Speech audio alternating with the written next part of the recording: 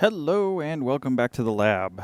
Things are starting to move again and we got some stuff delivered. I've been waiting on this one for a little while because I've wanted to make a video on it. Once again, thank you to all the people who have joined and the patrons that continue to support the channel. Your help definitely helps keep the light on, especially with what's going on. But things are starting to move again. Still no update on the large order purchase. That's kind of still at a standstill, as I said in the previous video. Nothing's moving yet. Today is the 10th, 4/10. But we have some stuff from GPS networking in the lab, and I'm actually excited about this one, so let's get into it. So I have two GPSDOs in the lab, and my Leo was working for a while, but then I got this error message on it, no PLL lock. So something's gone bad, gone out the antenna, or something has gone out with the antenna, and I don't know exactly what happened. The core GPSDO for the lab has an exterior antenna that's punched through the wall. The Leo was not running on that same antenna, and I had a very specific problem why I couldn't piggyback them on the same antennas. And I will get into that here in a little bit. Since I have it, I want to use it. Also, the Leo Bono Pulsar, or the GPSDO, is a dual output, and I have a controllable drive strength and a couple of other things. But without having lock to the satellites, it's been wandering all over the place. So it hasn't really been functional. So this should hopefully fix that. Let's get this box open. Okay.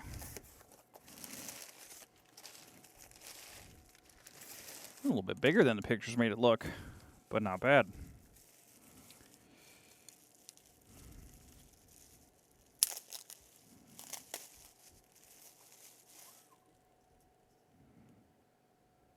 There we go.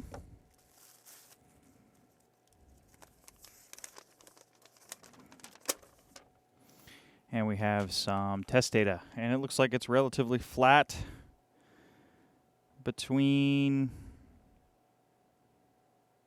1.57 and 1.2. So, yeah, definitely no problems there. Okay, so here's our little box, and I'll zoom in because this is the important part. On this one, here's the important part is we have a DC component that is on the line. The antenna plugs in up here at the top, and then on jack 1 we have DC through, but on jack 3, 4, and 5 we have, 2, 3, and 4 we have DC blocked. The important thing is on my GPSDOs, they output, it's an amplified antenna, so it needs a little bit of DC bias to make the antenna function correctly, and both of them output DC. So I can't plug them directly into each other without a blocking capacitor between the two, because it'll something will get fried. It'll either overload the antenna, blow up one of the receivers, and it'll just not be a very good day. So with this, these should be, if they sent the correct one, which I'm sure they did. Yes, they are SMA connectors, so we are good there. So what I need to do now is I got a couple of other bits from the internet. We have a couple of SMA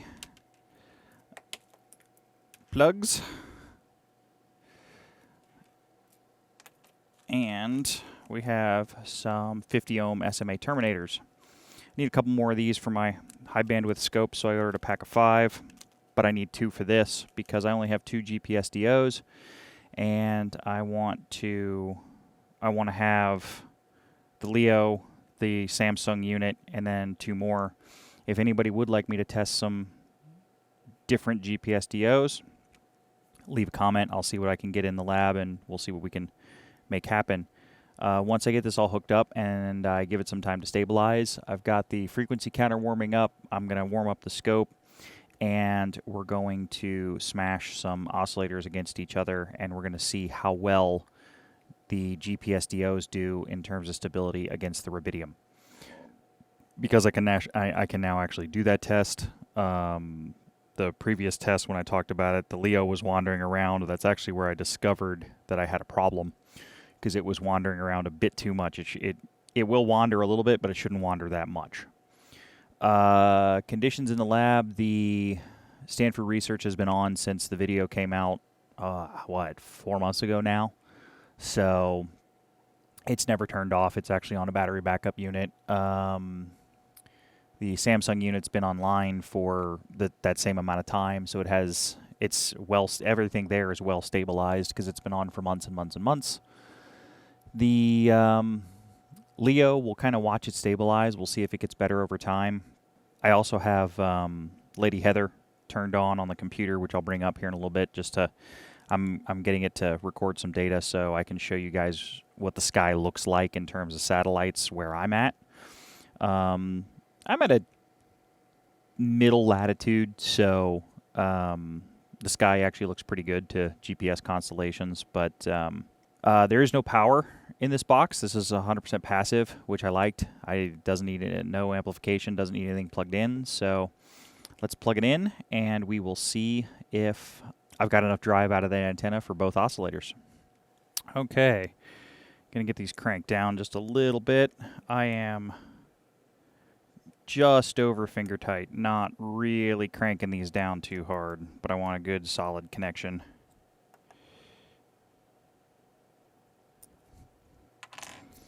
Where they won't come apart. All right. Okay, we're going to get the frequency counter set up for doing some analysis. So we're going to go, what do we want to do? We want to set the gate time. Gate time we want to set to time.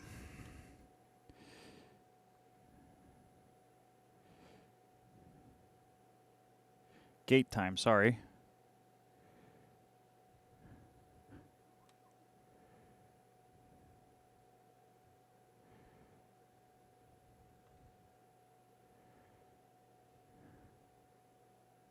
Gate time. We'll do it to a 10-second gate. And we'll go over to frequency. We want to see frequency. This should give us some more digits because we increased the gate time. Now it takes 10 seconds for a reading, though. So now what we're going to do is we're going to do some stats. We're going to show the measurement of the stats, but we want to do statistics on 100 averages, and we'll turn stats on. And we'll use all measurements for statistics, so even if it goes over 100, it will, even if it goes over 100, it'll keep adding those into the statistics. There's our first measurement. So now we just have to wait. Obviously, 100 times 10, we need 10,000 seconds. Or no, 1,000 seconds for the stats to come up. So we'll just give that a second. The way I have this measurement set up is I'm coming off the 10 megahertz sine wave through this cable into the front end. The 10 megahertz square wave off the GPSDO is into the oscilloscope, and I'm letting that build some data. The external reference for this is hooked up to the Rubidium, and I have the Rubidium also through this cable right here, which I'll show here in a little bit, plumbed into the scope, and that's the trigger point on the scope. So everything's up and good. We're building some data. So all I have to do now is wait. I got a bit of time to wait through the magic of the camera. It'll be instantaneous for you guys, but yeah, we'll smash some waveforms against each other. See what happens. Okay, since I started a different test, I took a snapshot of the scope and I printed this off. The only thing I did between the new test and this test is I actually turned the bandwidth limit on the next version, so there'll be a second graph of this, but everything we go over on this one will be pertinent to the next graph. So For the way this test is set up, width is bad. So now, bad being relative. How bad? And we'll get into that. The sine wave on the top is the rubidium, and that's what's triggering the scope. The blue one on channel 2 is the Leo, and the red one is the Samsung GPSDO module. That's taking the satellites, doing the 1 pulse per second, and shooting out, taking the 1 pulse per second and shooting that out to the rubidium to lock it to the one pulse per second. So you can see the bright line here at the end and here in the trace. At least I think it's showing up in the camera. And then you can see the bright line in the sine wave. Where it's kind of dimmer here, because I turned a persistence to infinite, we're looking at the drift of the waveform over time. So this would be a frequency drift or phase noise, or technically frequency drift. Phase noise would be if it was bouncing back and forth a little bit quicker. But over time, course of several hours, just the frequency drift of the system in relation to the rubidium oscillator. So this one started over here and it slowly drifted its way this way. This one started kind of in the middle and it drifted a little bit this way, then it drifted back this way, then it drifted a little bit this way. So this is kind of what GPS disciplined oscillators do. This is the self-correcting behavior of a GPSDO. It's going to drift a little bit around a 10 megahertz frequency. Does the drift matter? Is this bad? No, this looks like these are horrible. They're drifting all over the place. If it was truly bad, this would be a solid blue line and it would be drifting all over the place. Both of these are actually performing very well, and the rubidium is performing well as well. But they're not completely, I mean, this isn't awful. This is just what they do. So we'll take a look at the frequency counter here real quick, and we'll put this into perspective. Okay, the frequency counter is still happily taking measurements. So we're going to go to statistics again, and we're going to turn this over to show the standard deviation. So our standard deviation is 107 microhertz. So 0.0000107 hertz on a 10 megahertz frequency. So this is very good. Yes, the scope can pick up some of the drift and things like that, but we're needing a lot of time to do this. The scope was running for hours. So am I saying that everybody needs to run out and grab a rubidium oscillator? No, not at all. GPSDO may be fine. That is a personal preference for people in their own labs. I can't speak to that. I went to the rubidium because I wanted something that didn't get yanked around by the GPSDO, or by the GPS, because what will happen is it'll correct, and this correction factor could be thrown off if I'm using that as the external reference for my frequency counter. The reference could be correcting as I'm taking measurements. Obviously, that's not good. So one way to help with that is to kick the GPSDOs into holdover. So let them sync up, let them be good, and then when you're ready to take a measurement, unplug the antenna, let them fall into holdover, and then plug them back in. That's something you can do to stabilize them while you're actively taking measurements. Obviously, these are oscillators. Temperature is a huge factor to stability and a few other things. I'm also going to get a little bit more data out of Lady Heather, and I'll show everybody what the sky looks like around my area. But and I'll move over to the scope and show what I've got going there.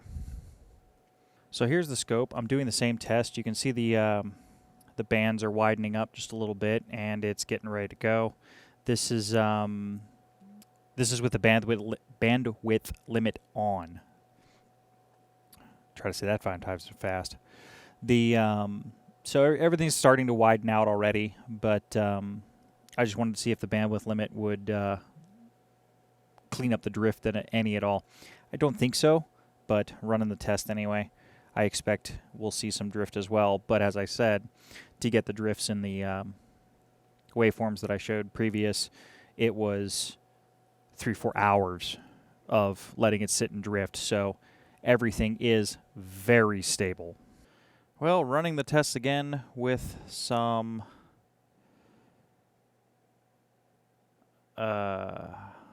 with bandwidth limit turned on and everything, we still have pretty decent drift on the Leo pulsar.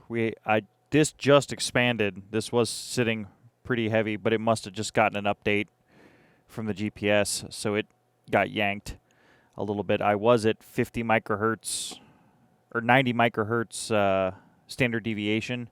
I'm now up at 157, so this one just updated and got pulled. Still very nice and stable on the Rubidium. This number was 90 a minute ago. But if I switch the statistics to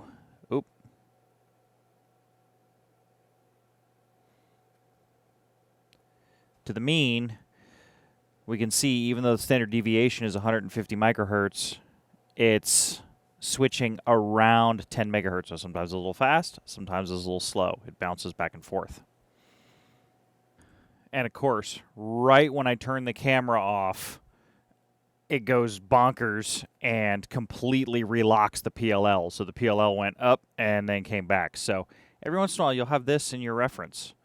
The Samsung GPSDO is outperforming the Leo, at least in this testing. Not saying the Leo is a bad unit. I still have use for it in the lab, but it is definitely. I'm definitely glad it's on the single antenna outside. Okay, so what's in this antenna power divider? This particular antenna is based on a Wilkinson power divider, which is a resistive divider. So we have transmission line impedances coming in, but then this resistor is what hides this port from this port so they can't see each other. So it's just a cascaded version of two Wilkinson power dividers.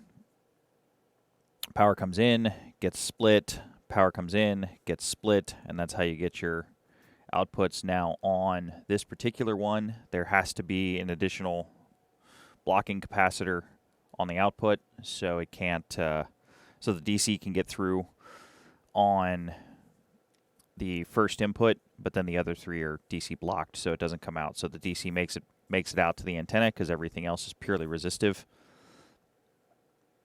and then the antenna brings it back in. But the DC can't interfere with any of the other ports, which is what I needed because of the amplified antennas. Just for a little bit more information, this is the one of the charts I can get out of the Lady Heather application for GPSDOs. This the yellow line is temperature, which we would expect to be stable. Zoom in on this. The green line is the DAC, so you can actually see the DAC adjustments in the unit. The pink line, which is actually one of the ones that's very important to me, is the pulse per second, how that's bouncing around. So in this case, this one was relatively flat, except for something happened here. Not 100% sure what, but the pulse per second is relatively flat, which is good. The other two are, the bottom one is satellites, so how many satellites are in view and that it's using. And the top, the white is loop. Not 100% sure what the white one does. This is some of the other data that I can get out of the application. This is what the sky looks like at the absolute moment. You can see this was Sunday on 4/10/2022. The larger these satellites are, the better signal I'm getting. Like this is one that's falling off and it's almost out of view. So that's why it's getting smaller. So as they come in, they get large, and then as they fall, when the signal gets strong, they get large, and then they fall off. So this is what the sky looks like at this moment in time. Sun's coming up, moon's going down. It does track sun and moon by date, so those are not satellites. Those are actual celestial bodies. The heat map of what that looks like over a 24-hour period. I reset this, so this is from yesterday to today. Up here, we have everything. This is a dead zone. That's normal. This is the North Pole. So the GPS satellites don't actually go over the North Pole. They stay around the equator.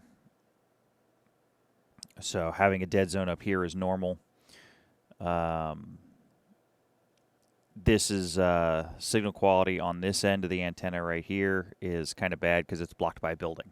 So we have good coverage, and I always have at least 5 satellites in view, so I don't have a signal problem, and we have some very good coverage right over top the antenna, but the antenna has a good view of the sky. This gives you a idea of how well the antenna is doing, if you need to move it, and how well the system's performing.